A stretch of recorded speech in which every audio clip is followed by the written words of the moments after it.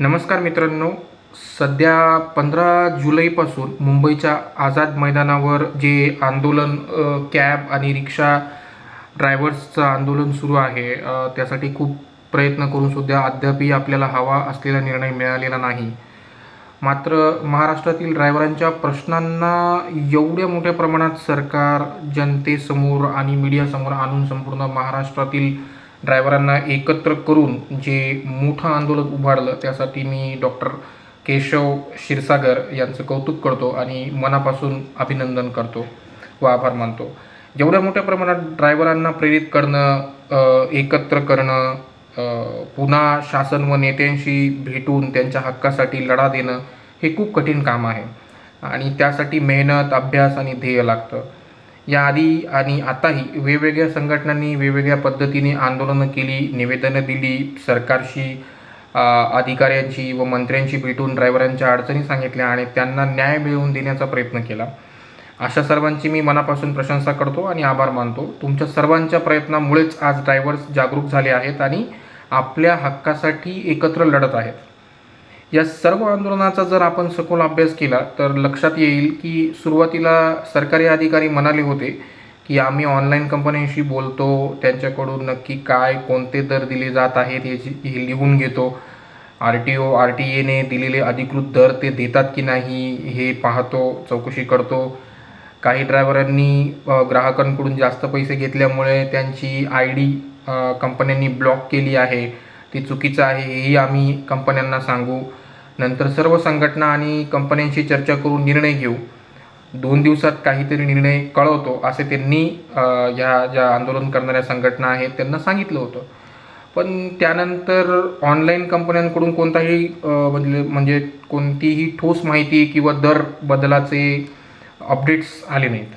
नंतर सरकारी अधिकारीही बदलले आणि त्यांनी सांगितलं की आता आम्ही काही करू शकत नाही. त्यानंतर थेट हायकोर्टाचा आदेश आला की संघटनांनी मोठं आंदोलन करू नये, केल्यास त्यांच्यावर कायदेशीर कारवाई केली जाईल. ही अत्यंत दुर्दैवी गोष्ट होती.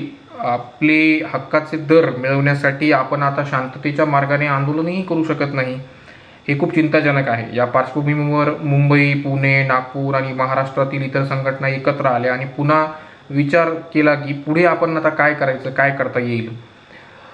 तेवढ्यातच एक ऑनलाईन कंपनी, आता मी त्याचं नाव नाही घेणार, तेवढ्यात एक ऑनलाईन कंपनीने आंदोलन करणाऱ्या ज्या संघटना व ड्रायव्हर्स होते त्यांच्यावर कोर्टात केस दाखल केली आणि शांततेच्या आंदोलनाला हिंसक आंदोलन म्हणून सादर करण्यात आले आणि कोर्टाकडून एकतर्फी आदेश काढण्यात आला की आमच्या कंपनीसोबत काम करणाऱ्या ड्रायव्हरांना आंदोलन करणाऱ्यांनी मारहाण केली, गाड्या फोडल्या, प्रवाशांना त्रास दिला. त्यामुळे पुढे काही असे प्रकार आंदोलकांनी करू नये म्हणून कोर्टाकडून आदेश आला. या निर्णयामुळे जे खरे ड्रायव्हर्स होते, जे शांततेने, प्रामाणिकपणे आणि संविधानिकपणे मार्गाने आंदोलन करत होते, त्यांनी कोणालाही त्रास होणार नाही याची काळजी घेतलेली होती. ते सर्व ड्रायव्हर्स फार नाराज झाले आणि त्यांनी अशा कंपन्यांच्या ॲप्सवर बहिष्कार टाकण्याची मोहीम सुरू केली आहे. आता बरेच ड्रायव्हर्स अशा ॲप्सना आपल्या मोबाईलमधून अनइन्स्टॉल करत आहेत. मात्र या सगळ्या प्रक्रियेमध्ये ड्रायव्हरचं मोठं आर्थिक नुकसान होत आहे, कारण आज बहुतेक लोक ऑनलाईनच कॅब किंवा रिक्षा बुक करतात. कॅबसाठी काही ठिकाणी स्टँडही नाहीत, त्यामुळे ड्रायव्हर्स काय करावं हेच समजत नाही ड्रायव्हर्सला. हे सगळं किती दिवस चालणार, याला दुसरा काही उपाय नाही का, अशा प्रश्नांनी सगळे चिंतित आहेत. आपल्याला किती दिवस या विदेशी कंपन्यांवर अवलंबून राहावं लागणार आहे.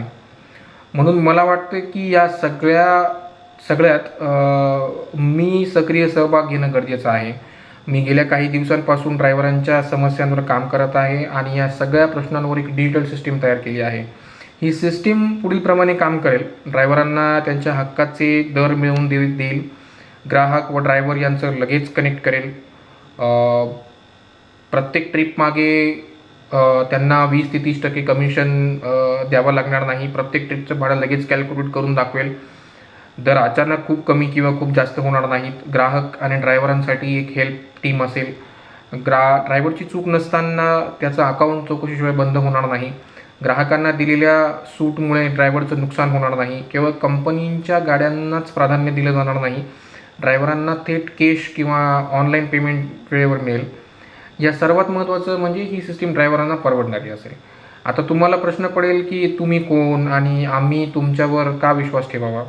तर माझं नाव डॉक्टर ललित गांगुर्डे आहे. मी स्वतः PhD आहे. मी पुण्यात राहतो. मागील 4 वर्षापासून माझी टीम आणि मी ड्रायव्हरच्या या प्रश्नांवर सतत अभ्यास आणि संशोधन करत आहे.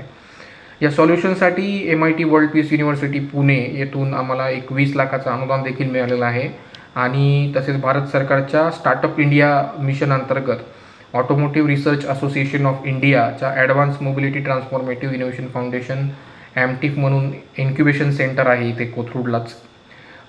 त्यांनी देखील आपल्याला 12 लाख रुपयाचं अनुदान दिलेले आहे प्रोजेक्टवर काम करण्यासाठी. तर या आर्थिक मदतीतून आम्ही एक डिजिटल सिस्टीम तयार केली आहे. तिची चाचणी पुण्यात काही भागांमध्ये सुरू करणार आहोत.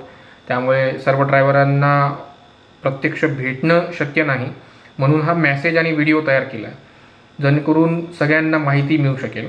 आणि आम्ही भारताचं सर्वात मोठं ड्रायव्हर नेटवर्क तयार करतो आहोत, जे ऑनलाईन आणि ऑफलाईन दोघी प्रकारे ड्रायव्हरांना मदत करेल. जर तुम्हाला असं वाटत असेल की आपला व्यवसाय आपल्या ताब्यात हवा आहे, आपल्या कंट्रोलमध्ये हवा आहे, तर एकत्र येणं आणि योग्य तंत्रज्ञानाचा वापर करणं ही काळाची गरज आहे. पुणे RTOच्या आकडेनुसार साधारणतः 1 लाखाहून अधिक ऑटो रिक्षा पुण्यामध्ये आहेत आणि 45,000हून अधिक कॅब्स पुण्यामध्ये आहेत.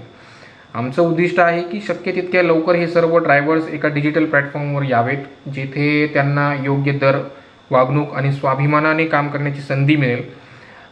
जर यामध्ये 50% ड्रायव्हर जरी एकत्र आले तरी बाकी कंपन्यांना समजेल की ड्रायव्हरांना त्रास देण्याचे परिणाम काय असू शकतात. ज्यांना वाटतं की हे डिजिटल आंदोलन आपल्या हक्कासाठी गरजेचं आहे, त्यांनी जरूर सहभागी व्हावं आणि आपल्या आपला हक्क स्वतः प्रयत्नांनी मिळवावा. जर तुम्हाला असं वाटत असेल की मी जे बोलतोय ते खरंच तुमच्या फायद्याचं आहे, तर हा मेसेज आणि व्हिडिओ तुमच्या सर्व कॅब व ऑटो ड्रायव्हर मित्रांशी शेअर करा, ग्रुप्समध्ये शेअर करा, जेणेकरून आपण लवकरात लवकर एक मजबूत ड्रायव्हर नेटवर्क उभं करू शकतो. ही सिस्टीम कशी काम करते, आपण यात कसे सहभागी होऊ शकतो, हे जाणून घेण्यासाठी तुमचे प्रश्न, शंका, सूचना या व्हिडिओच्या खाली तुम्ही कमेंट करू शकता किंवा अधिक माहितीसाठी या व्हिडिओसोबत काही टेक्स्ट आम्ही पाठवलं, त्याच्यामध्ये आमचे नंबर्स पण आहेत, त्याच्यावर तुम्ही संपर्क साधू शकतात. धन्यवाद.